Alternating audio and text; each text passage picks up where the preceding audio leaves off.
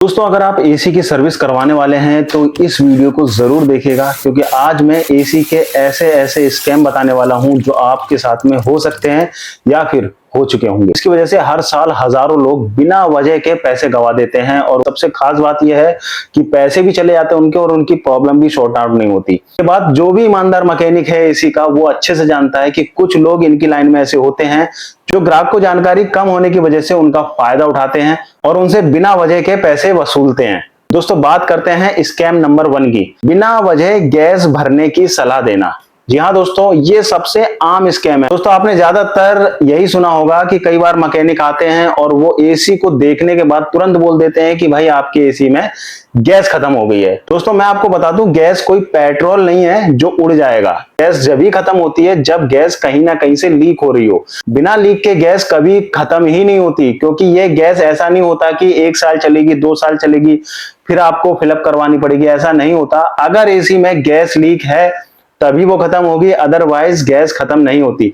तो इसलिए जब भी आपको कोई भी मैकेनिक आता है और ये बोलता है कि भाई एसी की गैस खत्म हो गई है, तो उससे एक सवाल जरूर पूछिए कि एसी की गैस कहां से लीक हुई है, वो लीकेज दिखाओ मेरे को। अब बात करते हैं स्कैम नंबर 2 की। दोस्तों स्कैम नंबर 2 जो चलता है कि एसी के अंदर सही पार्ट को खराब बता देना। आपने अक्सर देखा होगा, कभी कभी कैपेसिटर खराब बता दिया जाता है, सेंसर खराब बता दिया जाता है, पीसीबी प्लेट खराब बता दी जाती है। अब आप सोचोगे कि ये छोटे से पार्ट हैं, लेकिन दोस्तों छोटे से पार्ट नहीं है ये। पीसीबी का अगर आप जानोगे तो 10 से 15 हजार तो इन्वर्टर एसी की पीसीबी आती है। आप सोचिए कि ये छोटे पार्ट जरूर हैं लेकिन बहुत ही कॉस्टली होते हैं। कंडेंसर वगैरह सस्ता आता है लेकिन उसको भी ये लोग 800-900 रुपए का डालकर देते हैं। जब आप इसकी रियल कॉस्टिंग जानोगे तो वो कुछ अलग ही होती है। लेकिन 800, 900, 1200, कहीं कहीं 1500 रुपए कैपेसिटर के ले लिए जाते हैं। इसलिए दोस्तों याद रखिए, जब भी कोई पार्ट चेंज करने की बात आती है तो किसी की राय लेना भी जरूरी होता है। तो इसलिए आंख बंद करके किसी भी पार्ट को चेंज मत कराइए। आंख बंद करके एसी में गैस तुरंत मत भरवाइए, कि हो सकता है कि जो सामने वाला बोल रहा है वो सही नहीं हो। अगला स्कैम होता है दोस्तों डीप क्लीनिंग के बहाने आपसे 800 से 900 रुपए ले जाना। जी हाँ दोस्तों, कभी कभी एसी मैकेनिक जो होते हैं वो बोलते हैं भाई हम आपके एसी का डीप क्लीनिंग करेंगे। डीप क्लीनिंग का मतलब ये होता है कि एसी को पूरी तरह से खोलकर अच्छे से क्लीनिंग करना। डीप मतलब अच्छे से सफाई करना, उसमें गंदगी बिल्कुल भी नहीं रहनी चाहिए। चाहे वो आउटडोर यूनिट हो चाहे वो इंडोर यूनिट हो, दोनों की ही क्लीनिंग डीप होनी चाहिए जब वो डीप क्लीनिंग का पैसा आपको देना है। डीप क्लीनिंग का मतलब ये होता है कि एसी मैकेनिक पूरी तरह से एसी को खोलेगा, उसमें अच्छे से फोम लगाएगा, फोम लगाने के बाद में अच्छे से प्रेशर मारेगा और पूरी तरह से क्लीन करेगा, जब वो डीप क्लीनिंग कहलाती है। लेकिन दोस्तों रियलिटी ये होती है कि एसी मैकेनिक आता है, अपना जेट निकालता है, जेट निकाल के मार देता है ऊपर ऊपर से।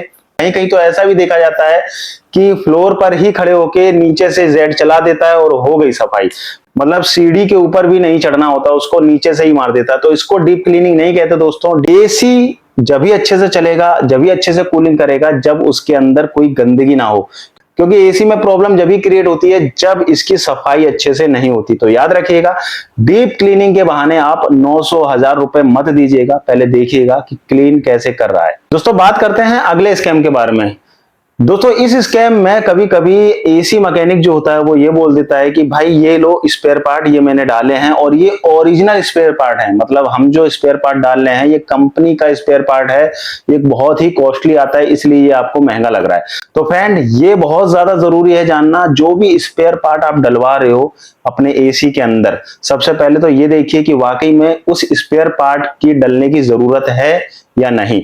क्योंकि सम टाइम क्या होता है कि आपका स्पेयर पार्ट सही होता है आपके एसी का, लेकिन उसको बदल कर वो रख लेते हैं और उसके बदले में आपके सामने नया डाल देते हैं, उसका भी पैसा ले लेते हैं और जो स्पेयर पार्ट बदला है वो भी अपने बैग में डाल देते हैं। तो ये भी देखा जाता है कि स्पेयर पार्ट तो आपका गया ही गया, ऊपर से डबल पैसे आपके चले गए। तो याद रखिए दोस्तों, जब भी आप स्पेयर पार्ट बदलने की बात कर रहे हैं तो राय लेना बहुत ज्यादा जरूरी है और ये देखना जरूरी है कि अगर स्पेयर पार्ट वाकई में डला भी है, अगर हमारा स्पेयर पार्ट खराब था तो वो ओरिजिनल डला है जो ये बता रहा है।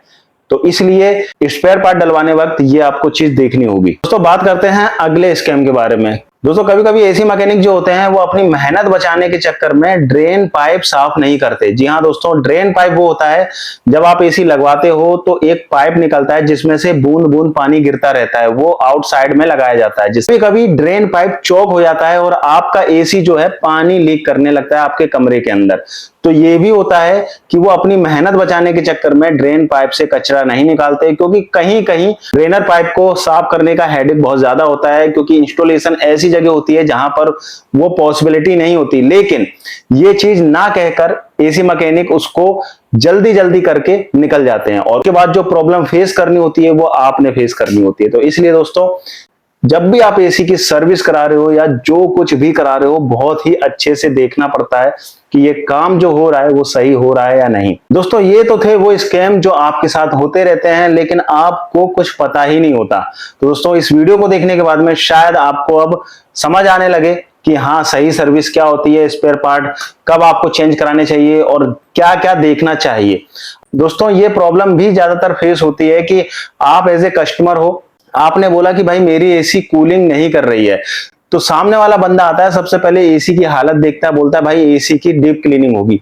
वो क्लीनिंग कर देता है, डीप भी नहीं होगी, सिर्फ प्रेशर से मार देता है और मारने के बाद में सीधे चला जाता है। जब उसके बाद जब दोबारा से एसी चलाते हो तो वो कूलिंग वैसी ही है जैसी पहले हो रही थी। फिर आप दोबारा से कॉल करते हो, जब वो दोबारा आता है तो वो बोलता है कि भाई इसमें ये खराब है, इसमें गैस कम है, इसमें ये कम है, इसमें वो कम है।